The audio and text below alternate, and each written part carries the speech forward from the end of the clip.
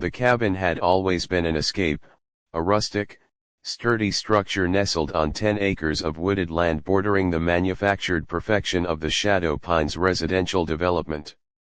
Liam had built it with his own hands, intending it as a weekend sanctuary. 3 years ago, however, a sudden, demanding overseas contract had forced him to lock up the cabin and leave the country. He had maintained his property tax payments meticulously, sending instructions for yard upkeep to a local service, but the isolated nature of the cabin meant his physical presence was entirely absent. To the residents of Shadow Pines, particularly the busybodies of the Homeowners Association, Liam's cabin quickly morphed from a quiet, owned property into a mysterious, unused piece of land a void ripe for misinterpretation and, eventually, outright takeover. The HOA in question was run by a woman named Brenda, a self-appointed tyrant who viewed the entire world, and particularly any property adjacent to her domain, as extensions of her own jurisdiction. Brenda had long coveted Liam's land. It offered a scenic buffer and, in her opinion, detracted from the community's uniform aesthetic. Over the 3 years of Liam's absence, Brenda's ambition had festered. Initially, her intrusion was subtle, pruning back overgrown trees along the property line, or leaving HOA flyers stuffed into the cabin's mailbox. But the silence of the abandoned property proved too tempting. She began using a small trail on Liam's land for her morning constitutional, claiming it was an unrecognized community nature path. When the property maintenance service stopped showing up after 6 months due to a missed payment on Liam's part, Brenda saw her opportunity. She started treating the land as if it were an extension of the Shadow Pines common area. She commissioned a landscaper to clear an area near the cabin to create a makeshift scenic overlook for residents. She organized a community cleanup where volunteers removed Liam's old woodpile and stacked the logs neatly by her own fence. To Brenda, the cabin had become de facto community property, its true ownership a distant, irrelevant technicality. Her ultimate act of usurpation was fueled by a resident who had complained about a group of teenagers occasionally using the old trail. Brenda seized upon this. She ordered a sign company to manufacture and install 3 large, imposing signs bearing the Shadow Pines HOA logo, painted in the approved institutional brown. These signs were hammered deep into the ground along the public road and at the entrance to the old trail, all clearly proclaiming, HOA property, no trespassing. Violators will be prosecuted. Liam returned in the late afternoon, the old cabin his first destination from the airport. The drive was long but familiar, filled with anticipation. He turned onto the dirt road leading to his property and immediately felt a cold wave of shock. Not 20 feet from the mailbox, a massive, brand new sign was planted in the earth, HOA property, no trespassing. He stopped his truck, staring at the brazen, institutional brown sign affixed firmly to his land. The violation was so public, so arrogant, that it took his breath away. He slowly drove the rest of the way, noting 2 more of the offensive signs along the perimeter. When he reached the cabin, he saw the final, most egregious offense. The area near his small porch had been bulldozed clear of brush, and a brand new picnic table, clearly marked with the Shadow Pines HOA property tag, sat where his old hammock used to hang. Stepping out of the truck, Liam felt a quiet, intense rage settle over him. He was not a man prone to hysterics, but this was a deliberate, fraudulent claim on his private, taxed, and deeded property. He walked up to the nearest no trespassing sign, his boots crunching on the gravel Brenda's contractors had laid down. He reached out and touched the cold metal of the sign. It was installed professionally, meant to look permanent and official.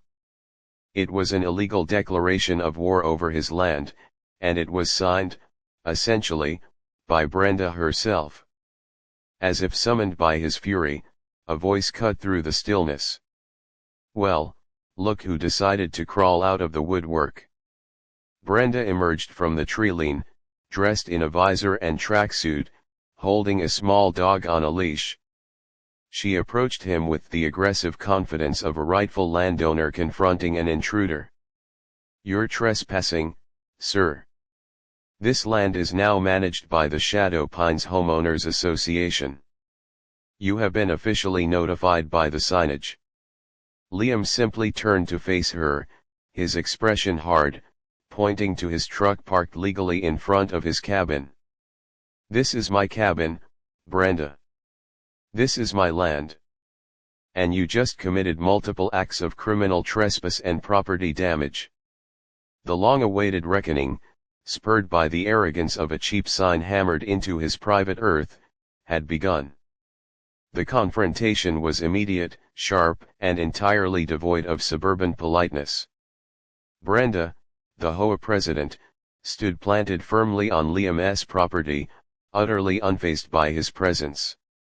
She viewed him not as the rightful owner, but as a squatter, a ghost from the past attempting to reclaim property that had, in her mind, been lawfully absorbed into the Shadow Pines domain through abandonment and administrative necessity. "Trespassing is exactly right, sir," Brenda snapped, adjusting her visor. "I don't know who you are, but you need to leave. This area has been formally integrated into the community common space due to years of neglect and failure to maintain safety standards. We've been paying for the upkeep. The signs are there for a reason." She gestured grandly to the nearest HOA property, "No trespassing" sign, treating the fabricated warning as incontrovertible law. Liam felt a terrifyingly calm clarity settle over him. He was facing a textbook case of adverse possession orchestrated by a delusional tyrant, and he knew a verbal argument would be useless. He slowly reached into the cab of his truck and pulled out a briefcase. The motion was deliberate, measured, contrasting starkly with Brenda's agitated posturing. "I am Liam Harrison," he stated flatly. "I built this cabin. I own this land. And you are standing on it. Now, you can leave now and apologize, or we can deal with this using the institutional framework you clearly respect." Brenda scoffed, a brittle, dismissive sound. "Liam Harrison hasn't been seen in 3 years. The property is clearly abandoned. The deeds will show the HOA has taken control due to tax non-compliance. I have paid every property tax bill, on time, for the last 20 years, Liam countered, opening the briefcase. He didn't bother arguing about the validity of her signs or her claimed authority. He reached inside and pulled out a single, thick, folded document, the original property deed. He unfolded the stiff, legal paper and held it up, not presenting it to her, but simply displaying the authoritative letterhead and the official county recorder's stamp.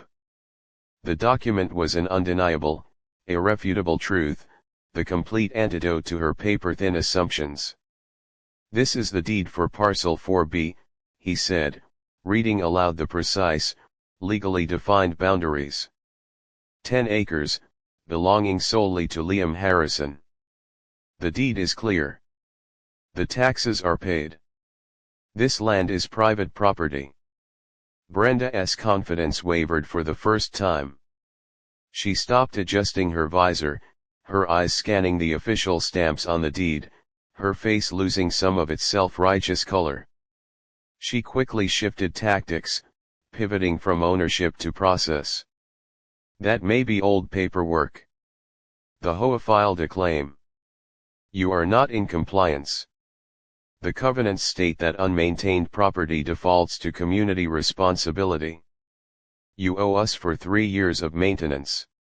She shouted, trying to bury the factual documentation under a mountain of petty fees and HOA jargon.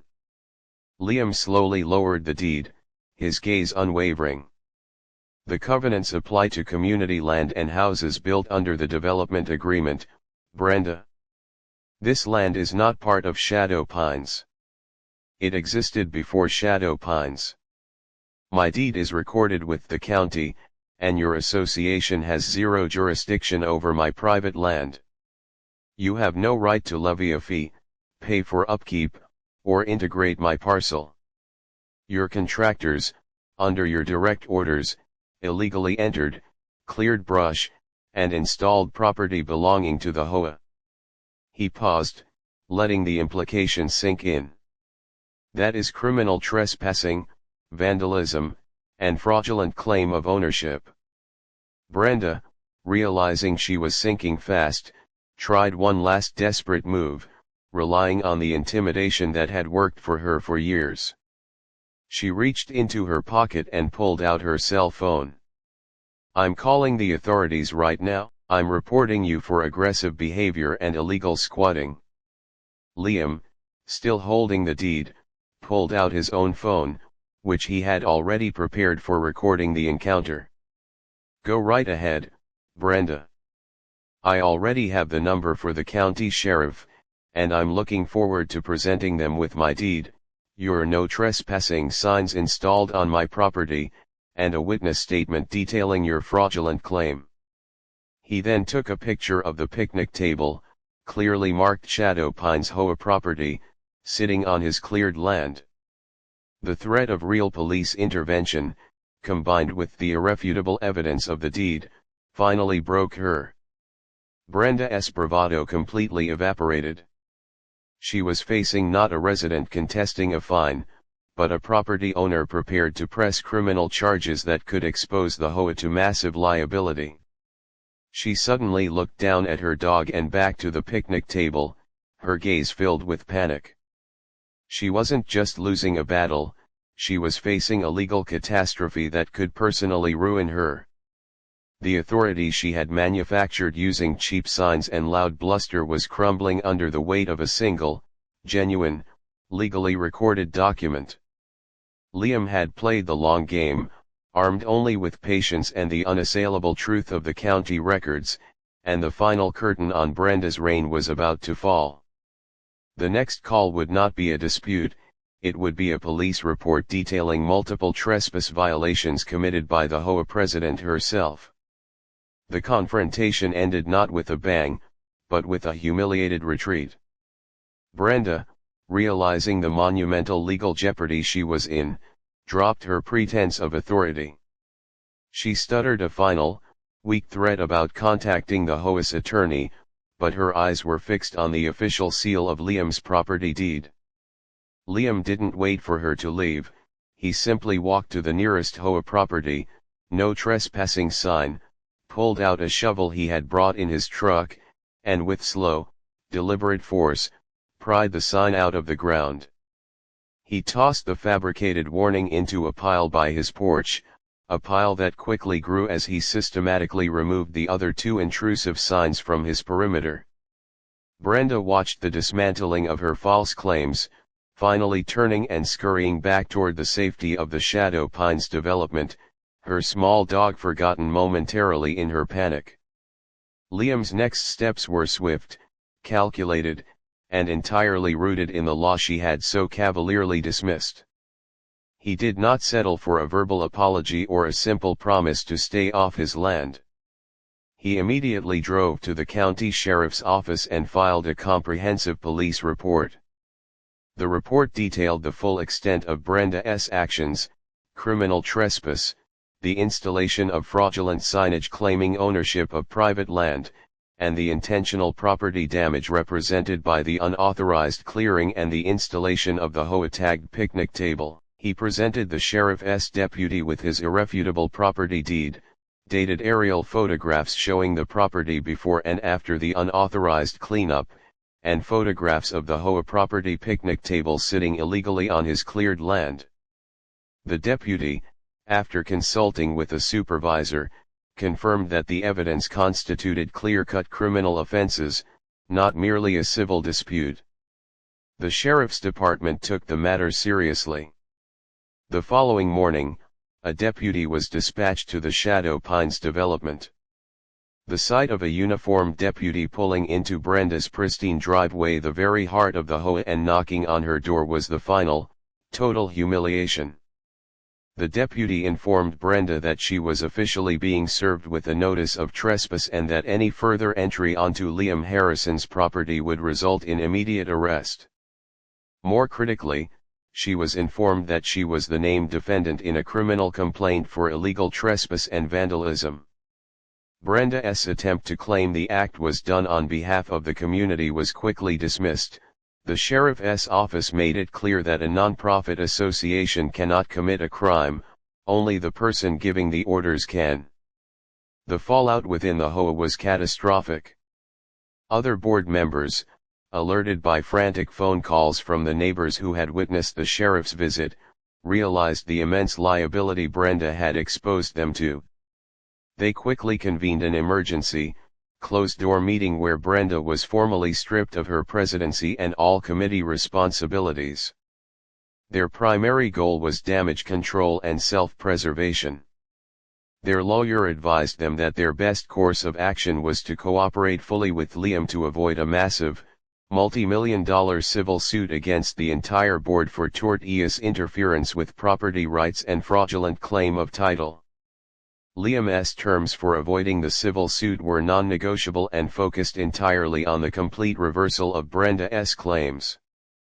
First, he demanded that the HOA, at its sole expense, immediately remove the illegally placed picnic table and any other items belonging to the community from his land, and submit a plan for the remediation of the unauthorized clearing. Second, he demanded a public, written retraction, signed by all remaining board members, acknowledging Liam Harrison as the sole and rightful owner of the parcel and confirming that the HOA held no jurisdiction or claim over his land. This retraction was to be posted on the community website and mailed to every single homeowner in Shadow Pines, ensuring Brenda's defeat was total and public. The most satisfying act of justice came a week later. Liam watched from his porch as a small crew from the HOA, directed by the flustered, remaining board members, arrived to retrieve the picnic table. The removal was quiet, awkward, and carried out under the watchful, judgmental eyes of the neighborhood. The board members delivered the signed retraction to Liam personally, their faces etched with relief that they had avoided financial ruin. Brenda, facing criminal charges and overwhelming personal liability for the cleanup and legal fees, quickly found herself ostracized and financially crippled. The only solution for her was to sell her property and leave the community she had terrorized for so long. The woman who had tried to illegally claim 10 acres over a mistaken belief of abandonment ended up losing her own home to cover her legal mistakes. Liam, finally alone and unbothered, took the pile of no trespassing signs the HOA had so kindly paid for, took his axe, and chopped them up for kindling. The wood was dry, and it burned with a satisfying finality in the restored fireplace of his cabin, officially closing the chapter on the usurper's claim and securing his land for good.